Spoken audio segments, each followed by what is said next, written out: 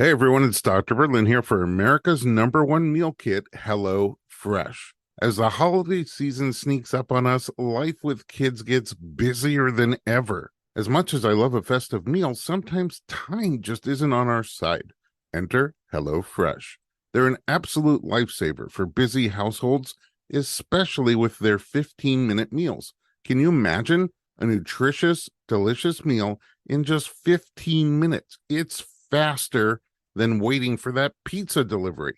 My whole family loves the creativity and freshness of the ingredients that arrive, and we enjoy great family bonding, cooking, and of course, eating together. Now, for those of you who've heard me talk about Every Plate before, good news.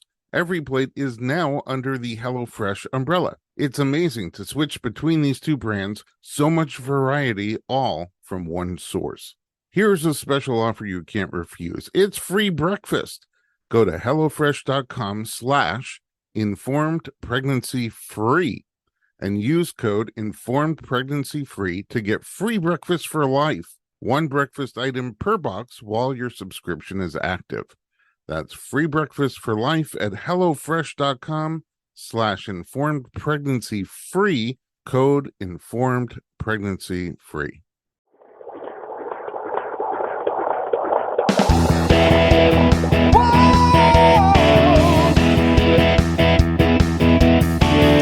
Doctor, give me the news. I got a whole lot of questions for you. This kid's gonna test my will. I got a lot to learn and my baby's due.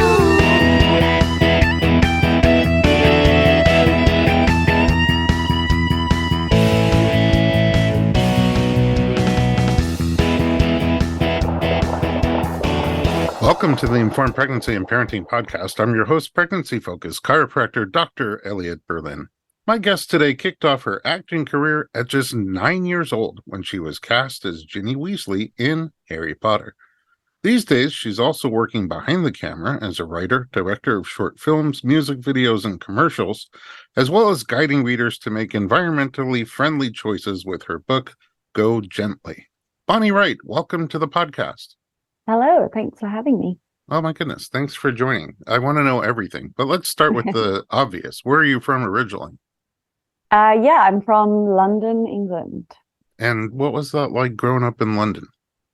I loved it. I feel like I had a lot of access to so much culture and there was never a dull moment, I feel. There was so much access to exhibitions and theatre and just like street life. I definitely always felt like I would be a city girl, but I now don't really live in much of a city, but I always love going back to London and miss it often. And now you're in the Los Angeles area. Do you feel like our culture matches up, or are we pale in comparison? Different, we say. Yeah, I guess I really came to, obviously there's an entertainment industry in LA, which is helpful, but I really actually was drawn to LA and California generally because I've always really loved the ocean and being outdoors. That's kind of where I find most of my comfort and joy. So I really was drawn to California because I was interested in how I could like have a life that could both balance access to work, but also have that kind of really good downtime and access to so many amazing landscapes that we can drive to from LA, whether it's the desert, the ocean, the mountains. It's incredible how in one day you could drive 40 minutes and go skiing and then go back to where you started, drive 40 minutes the other way and go for a beach day. Yeah, it's amazing. And it never gets old to me. I mean, sometimes it does, but most of the time I'm always, making sure I take advantage of that. Let's go back to 9-year-old Bonnie in amazing London. And you start working. Yeah. How does that happen? So I guess, at 9 years old, like many 9-year-olds, I didn't really have like a clear path of what I wanted to do. It probably was changing day by day. So getting into acting wasn't really something that I was like, specifically driven towards. I wasn't really in any extra like drama after school clubs. I was just doing what was happening at school, but people heard that they were making the books of Harry Potter into films, and my older brother Lewis, had actually read the first two books at that point. I hadn't read them, And he very specifically sort of said, you should go and audition for the role of Ginny Weasley. Like, he was quite specific to that knowledge. So I was like, I don't know who that is, but that sounds fun. Like, how do we do that? And my parents aren't in the industry at all. And my mum was like, I don't know how you, like, they're auditioning for these films, but I have no idea how we get an audition, kind of thing. So she called the publishers in England, Bloomsbury, and they gave a number to the casting director. And then we ended up, like, you know, sending they asked for some photos of me and why I wanted to be in the films and what character. And, you know, at the beginning, the role is very, very small. Ginny's role in the first two films are very small kind of character. So yeah, I ended up going for 2 auditions, never thinking I would get it, thinking like everyone else is going to be, you know, way more experienced than me. So it was all quite a surprise to find myself actually in these films when it had ended up just being like a fun thing that my brother and I thought would be fun to go and do. So yeah, I was totally thrown into the industry, knowing nothing about it, and really fell in love with filmmaking, acting, storytelling during that 10 years on those sets. Like, I wouldn't maybe have ever kind of found myself in that world if I hadn't have had that opportunity. Yeah, I wonder. So up until that point, had you ever auditioned for anything? No, nothing. I didn't even know what an audition was. Wow. I mean, was that scary? Are you naturally confident? I think I was so young that I think that sort of when you're not that self-conscious yet and you're kind of just doing things for like the novelty factor. I think for me it was like, and my brother were like, let's go and see what this is about, in that kind of curiosity way, you know, because I think we just didn't think it was going to like, we had no belief that I was really going to get the part, you know what I mean? So right, so which probably helped my nerves really, if I kind of was relaxed. Yeah, it sounds sort of like interviewing for a job that you don't really care about getting, just for the experience. Yeah, and then you get it. And then what was the learning curve like? Yeah, I mean, I think, you know, you're going through these like incredibly formative years of your life, simultaneously filming and sort of growing up and doing a sort of a job, you know. I think that's kind of quite confusing, where you're like still doing your schooling work, as we all were. We were still being kids going through puberty and, you know, having fun. And then at the end of the day, we were also required to really show up and give our full attention and energy, as it was a kind of professional, high stakes kind of big movie set. So it was a very interesting experience. I feel like I'm so grateful that we were all sort of a similar age in it together. You know, I wasn't just like a kid on a predominantly adult film set. Like, I was with other people my age, which allowed us to still be kids and be goofy and kind of do things that you should still do. So I'm grateful for that. And yeah, I just made, you know, lifelong friends, and I learned so much about the film industry that then inspired me to kind of step behind the camera. So I feel like the people I got to work with, like the other incredible actors, the sort of like adult actors, as we called them when we were kids, and a lot of the creative people behind like the actual filmmaking process were, you know, the best of British cinema at that time. You know, you were working with the best production designers, costume designers, camera people, etc. Are all of you still sort of close? Yeah, it's when we're all in the same place, we all try to see each other. Everyone's kind of spread across the world. And it's funny because, yeah, now people are having kids or have had children. And so it's nice to like go through those, you know, big kind of life moments or reflect on them.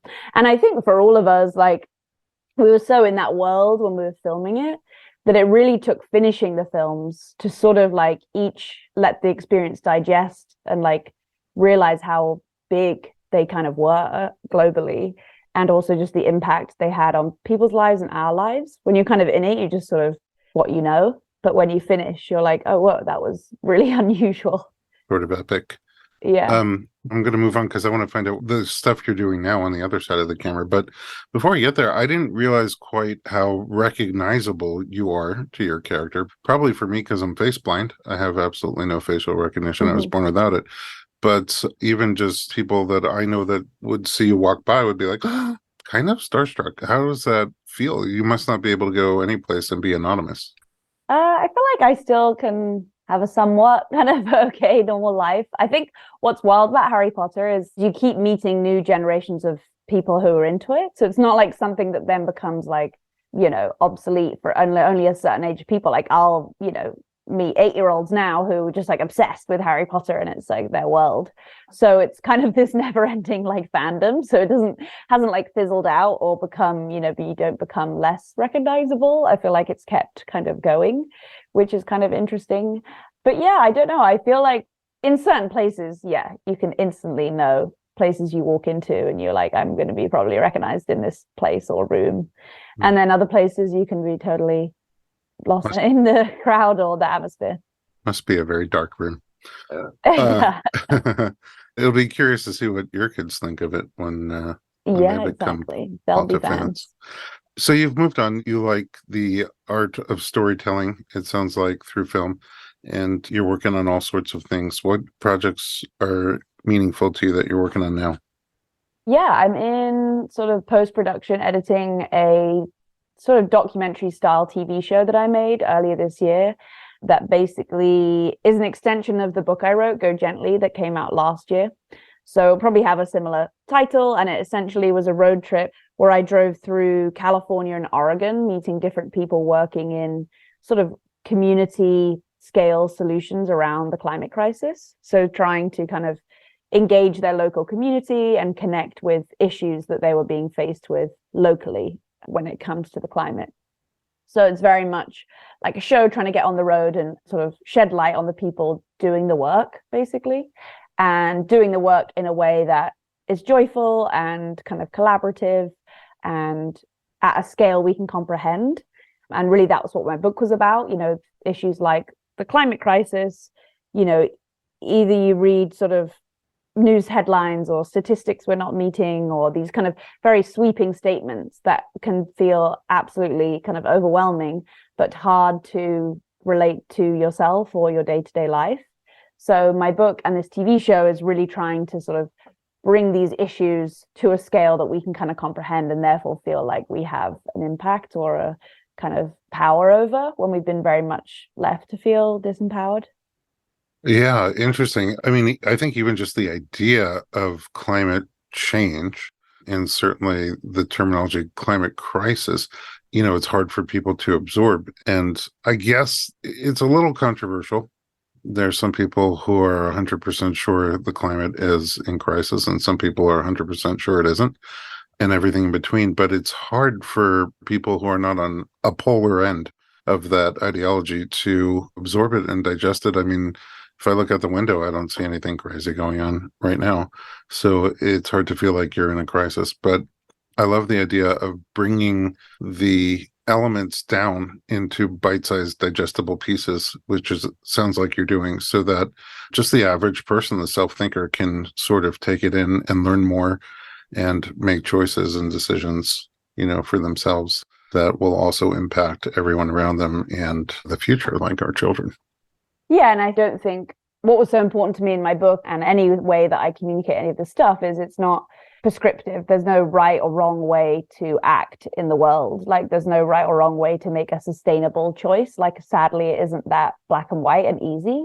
Like it essentially is about being more informed and making consumer choices, life choices that you feel that you know a little bit more about what that means, whether it's like knowing what's behind a product, knowing the kind of repercussions of that, like just being more aware and curious and informed so that when you make choices, you feel like, okay, I've made this choice to the best of my ability, but I don't believe that there's like the perfect way to be or the perfect kind of way to be an environmentalist, because I feel like it holds us back a lot if we think we need to either be like 100% sort of all guns blazing and be an activist every day and second of our life. It holds a lot of people back from doing anything.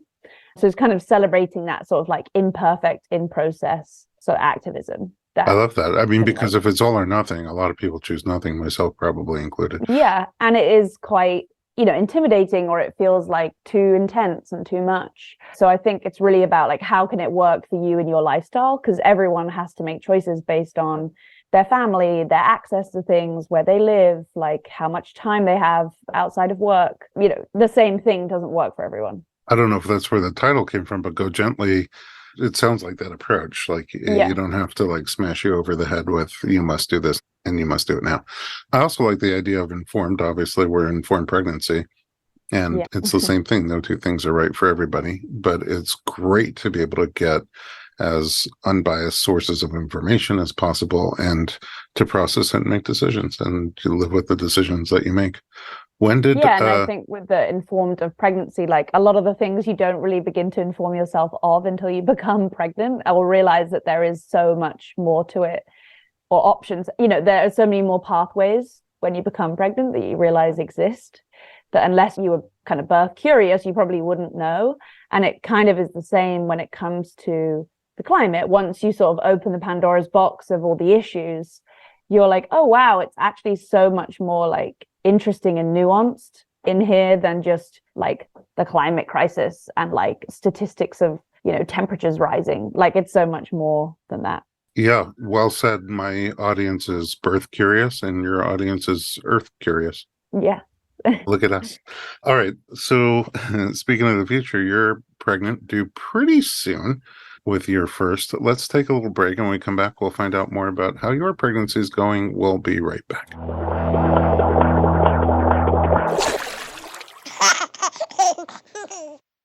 Hey everyone, it's Dr. Berlin here for America's #1 meal kit, HelloFresh. As the holiday season sneaks up on us, life with kids gets busier than ever. As much as I love a festive meal, sometimes time just isn't on our side.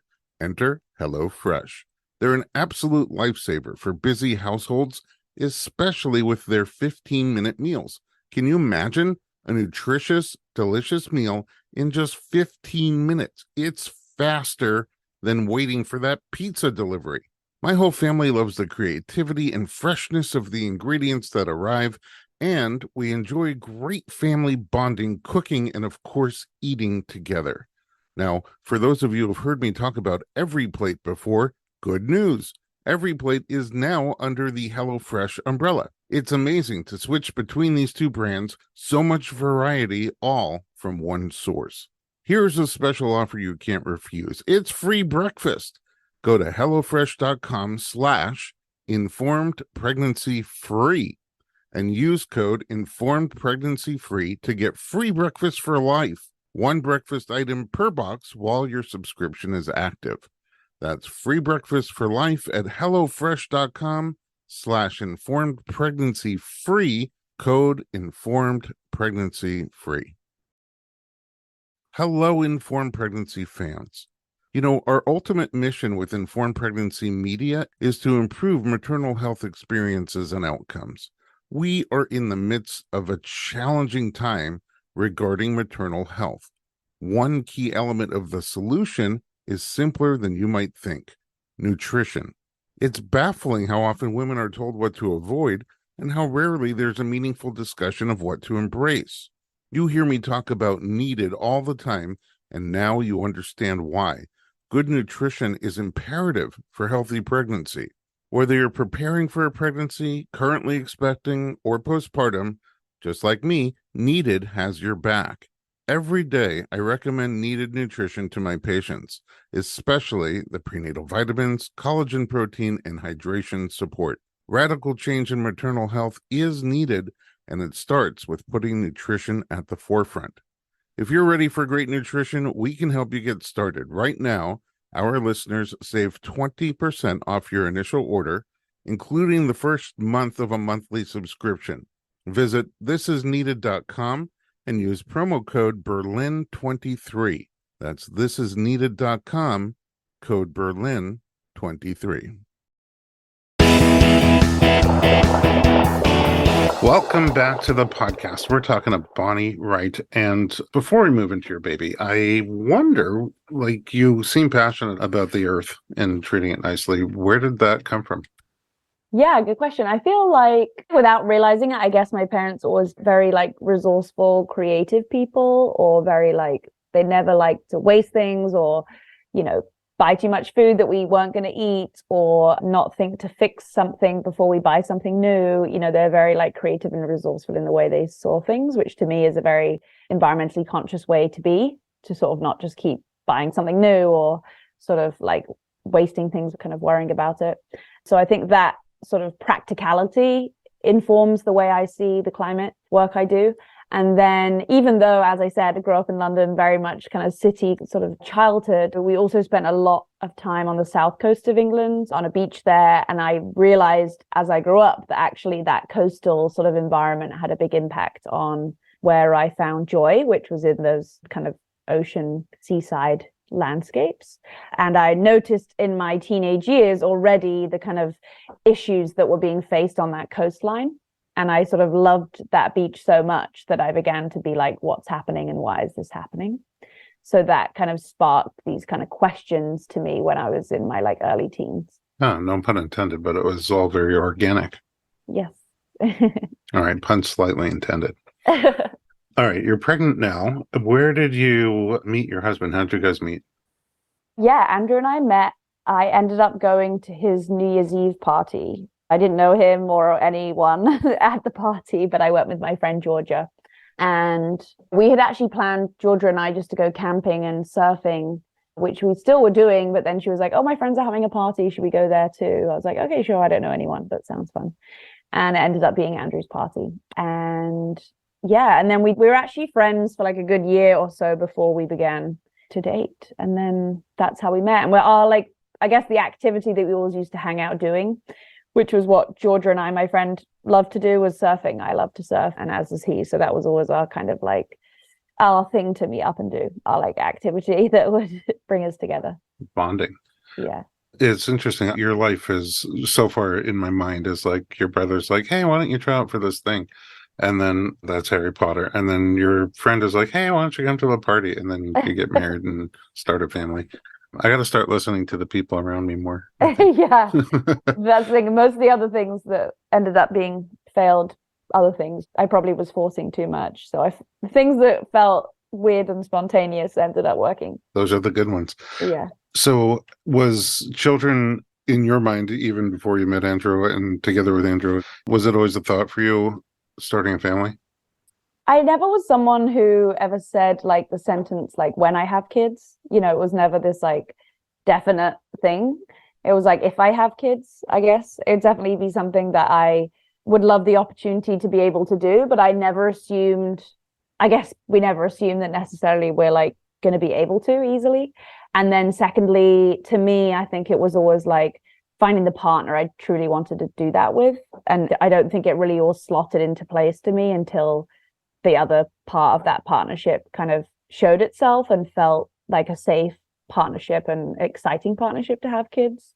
I think I've always been attracted to being a caregiver and looking after people, animals, the planet, different things. So that like motherly feeling in me is definitely like there. And I'm definitely someone who's like always thinking about other people in the room and are they happy and is everyone kind of, comfortable.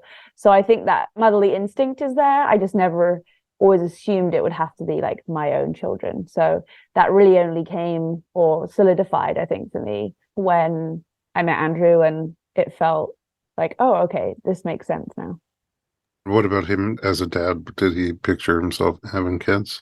He kind of was very similar, actually, to me. Never really assumed 100% that he would become a dad. I mean, he has loads of nieces and nephews, so he's definitely around and has been around lots of kids his whole life. But he kind of was the same. Never like 100% assumed, but like the idea of it. But again, kind of all felt right as it became right between us. When did it become on your joint radar?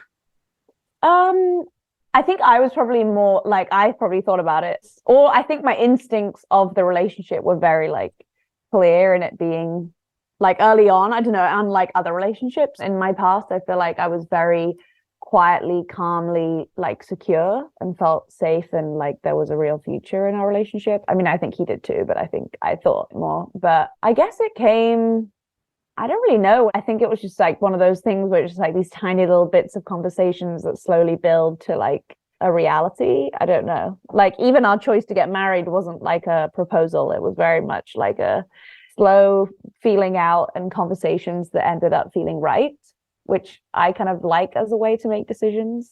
That's kind of like how I even make decisions in my like work life. Accumulative like feelings that feel really like right rather than big like statements of deciding. Yeah, was there a moment where it was A cumulative Cumulative. green light? Yeah, I guess, I mean, we got married at the beginning of last year, March 2022. And it was kind of something that we thought we'd sort of like think about when we wanted to do it after we got married. And then logistically, I guess we wanted to have, fun just being a married couple for a year. And that's literally how long we have been a married couple, just us for a year. And then we're already like a year and a half from when we got married. And I guess it all happened faster than I thought. Like the journey of getting pregnant, we're very fortunate that it was smooth and great. So yeah, I guess there was a moment of like, okay, I guess it's now. I mean, we moved into our new house and home, and it felt like, okay, this is where we want to have kids. I think that was also a missing piece, like finding the place that we wanted to have children was also really important to us as The a kind nest. of like, yeah. Wait, so did you think conceiving would take a long time? Yeah, I guess you just never know. You just really don't know. And I guess that had always been something to me, even in, like I was saying, like wanting to be a mother generally, that was always something that I'd never assumed to be a straightforward path, because I feel based on life and other people that, struggle with fertility, you kind of think that could be you too. I think, as we know, there are so many factors that go into our ability to conceive. And I know and believe that I feel like it sadly has become harder for women with so many different things out in the stuff that we consume and eat and the emotions we feel. Like there's just so many things. So I was fortunate that it was okay. It was quick for you. Yeah, I think I was doing a lot of work to my health in years before that, before I even began the kind of like conceiving journey. I think as many women like experience different hormonal imbalances in their life, I had too in different, years of my 20s. And I feel like I really committed years before to shifting what I was putting in my body to be much cleaner and, being very aware of the things I was eating and kind of things like meditation or yoga and really trying to look at a more holistic way that I looked at my health. And I think in a way that was like work that really helped me to make the conceiving journey easy. Like I think I was already on that path long before I realized. Interesting. So were you surprised when you found out you were pregnant? Yeah, I was surprised because basically I took a test and it was negative, and then like 2 days later I took a test and it was positive. So I had a bit of a like an extra 180 experience where I was like, okay, well that's fine. Like, another month, here we go. And then I was like, oh wait, no, it was wrong. So yeah. You're at the very end of your third trimester, but how have the different trimesters been for you? They've been, yeah, you can see why they're into 3 because they feel very different. I was very lucky in the first trimester that my main kind of symptom was just really being really, really tired. Like I didn't feel physically too nauseous and sick like that. If I did, it kind of fade easily by just having a snack or something. Like I felt like I could manage that. And then just as I was filming the TV show that I mentioned earlier, I like just hit my second trimester when we filmed that show. So I remember like 10 days before we started filming, I finally started to not feel so tired all the time. And I was like so grateful because I was so worried that on the shoot I would just be like half asleep. So it kind of worked out perfectly. And then the second trimester was as described, where you're suddenly, oh my God, I feel great. Like got this energy back. I'm beginning to actually feel and look pregnant. You're getting that buzz of the kind of pregnancy. And then the third trimester, you just get bigger and bigger and things just get harder and harder. And then you're like, okay, wind back down. So yeah, the whole thing is a fun roller coaster to be on. And yeah, at this point, I'm just it's uncomfortable. I'm just like dreaming of the day I can lie on my back asleep in bed and do those normal things. Yeah, or your belly. Yeah. Have there been surprises along the way or things that you, I don't know, just learned from going through the experience that you didn't know? I think so much. Even just in the course of the 9 months, as we were saying, like you become more informed and you become more curious as it's happening to you. And I've just learned so much that I just had no idea about, the process of pregnancy, birth, so many different things. It's been a really interesting kind of thing that you just didn't really have any I didn't have any need to know before it happened to me. And I think how unique it is for each person. You know, even if you're pregnant at the same time with a friend, like you could literally be having totally different experiences. So even as you become more informed, you almost have to kind of like push everything aside you've learned and just kind of experience it as it's happening. Because you can get too hung up, I think, sometimes like, well, I read this and it said that I shouldn't be feeling this by now, and I am feeling this. And you definitely like end up Googling some interesting things when you're pregnant. Yeah, I think even slightly more interesting is even the same person for two pregnancies.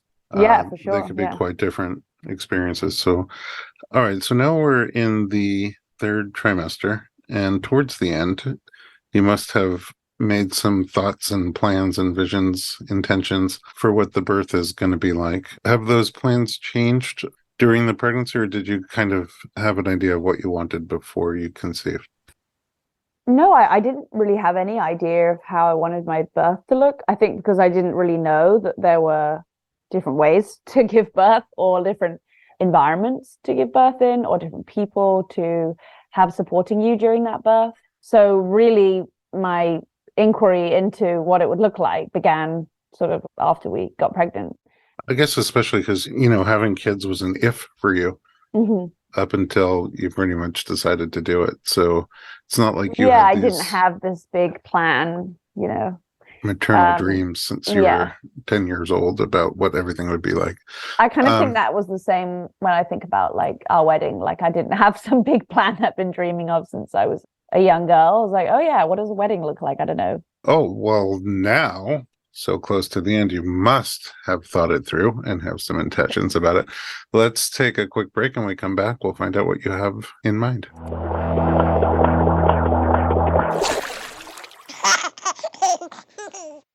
Let's talk about laundry. If you use those bulky laundry detergent jugs, then I am about to revolutionize the way that you do laundry. Those jugs are cumbersome, spill-prone, and a storage nightmare, and alarmingly, a staggering 91% of plastic just lingers in our environment, never breaking down in landfills. Luckily, I found an incredible solution, Earth Breeze.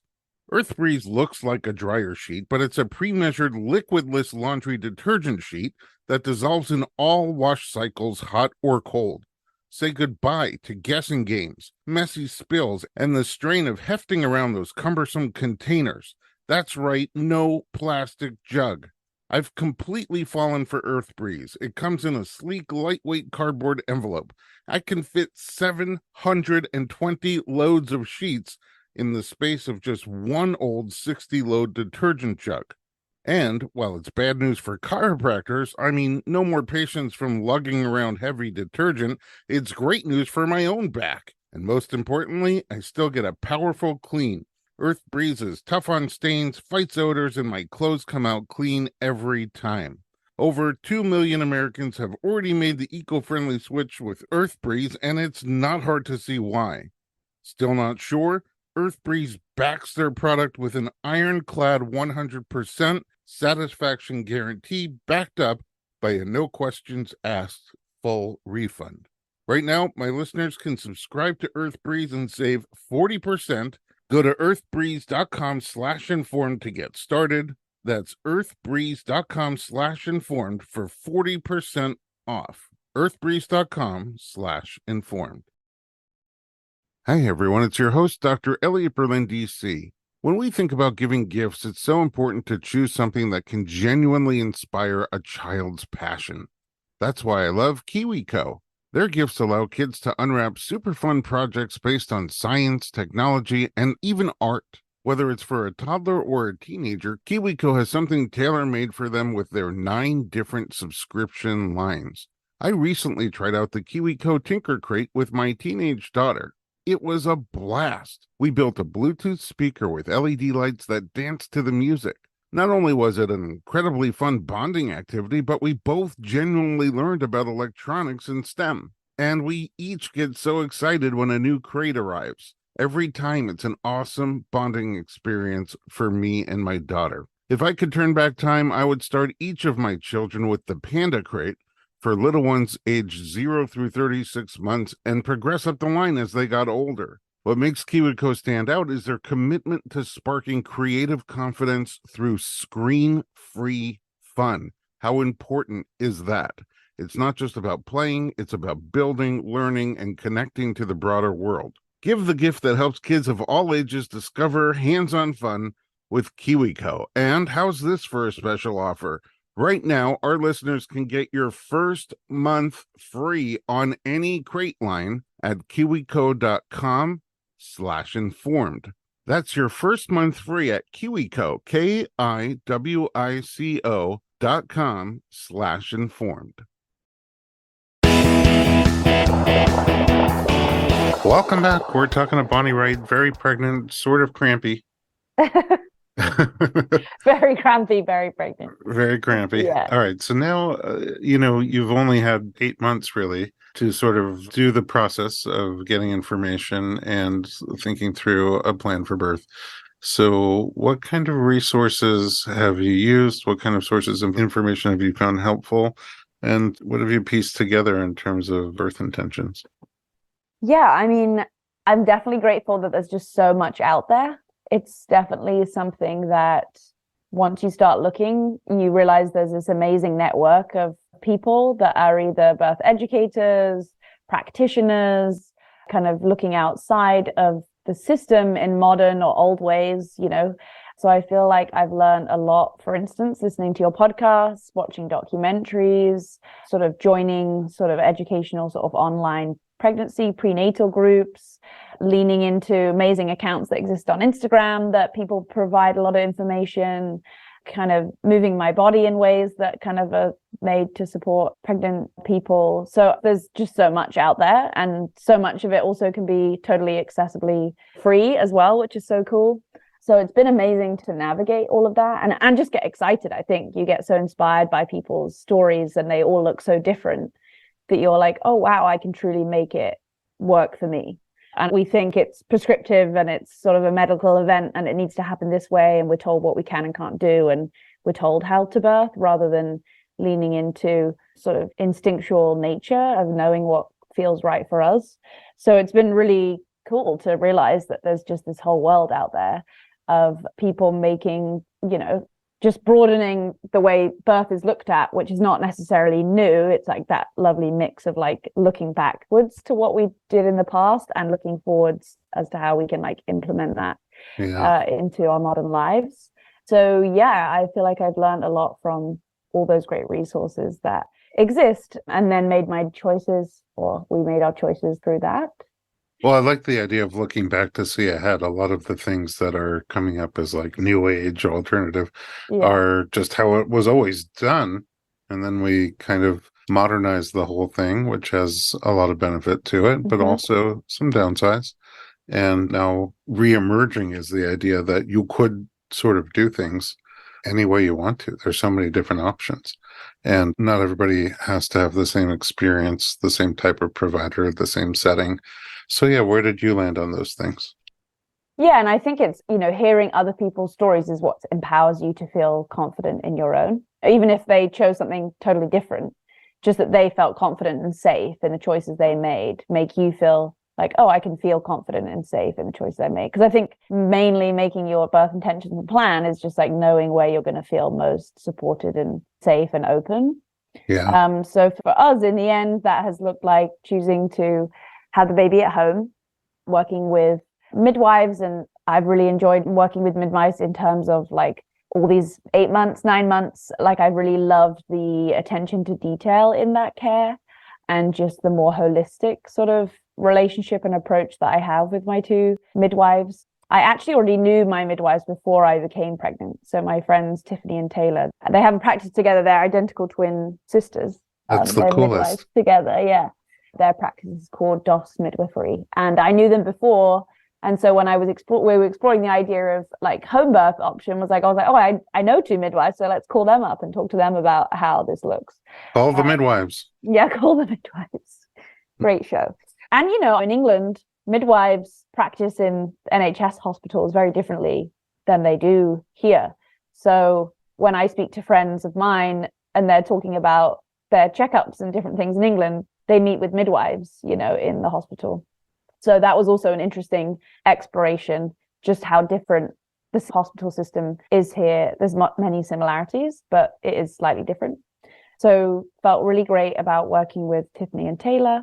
And then I feel like what's really helped me during the whole choosing different things and the whole process, if I've always been very like, if I change my mind, that's okay. You know, not just changing my mind because in the end we have to transfer for a certain reason to hospital, but even if I just suddenly wake up one day and I'm like, actually, I've changed my mind, you know, even at 38, 39 weeks, like I've always been quite like, okay with that happening. I haven't been like, I have to have it this way, which has definitely helped. So yeah, we have our midwives. And then about like halfway through the pregnancy, I met with Patty Quintero, who's a doula here in LA, and felt just like instantly, immediately like so calm in hearing her voice and her presence. And just really felt like she was a perfect piece to the team, and just her experience and just her knowledge and her just like calming energy made me feel great. So she's our doula, and we really loved working with her. And I feel like what's been great about even understanding what a doula is and what they do, I think what I've most enjoyed is seeing how helpful having a doula brings my husband Andrew into the whole story. I feel like it really helps them to kind of become more educated and feel like that they're a needed piece to the puzzle and they have like a job to do. And I feel like that's very helped in that doula relationship. Because a lot of times I hear partners say, you know, I don't want to have a doula because I want to be your doula. And I'm like, ugh, it's just a very different role. And for me, in our first birth, I didn't have any experience with childbirth at all. And we hired a doula, and she was amazing at giving me the confidence, you know, to just relax and just be there and support my wife in all the different ways I could. And even with suggestions on maybe this would be helpful. I'm like, yeah, that's a good idea, you know. But at the end of the day, by the time we had our third and fourth kid, I was a doula and my wife was a doula, and we still hired a doula. Cool. I think I had a few contractions during the interview. Well, I see you Friday. Yeah. If you're still pregnant. Yeah. I think the whole weekend made me suddenly, because my due date is until the 20th of September, which is like, what, 2 weeks away. But it was the whole weekend and my daily physical feelings that I'm just like, I'm confused now. Is it tomorrow? Yeah, it's such a weird time. Even if you weren't feeling all that, just to wake up and say it could be today, it could be a month. It's just very strange. Yeah. All right. Well, either way, either I'll see you Friday or you'll already have had a great birth. Yeah. They both and I'll have the stories to tell. Amazing. Have a great night. Thank you. You too. And at home, thanks for listening to Informed Pregnancy Podcast. For more pregnancy and parenting information, visit us online at informedpregnancy.com.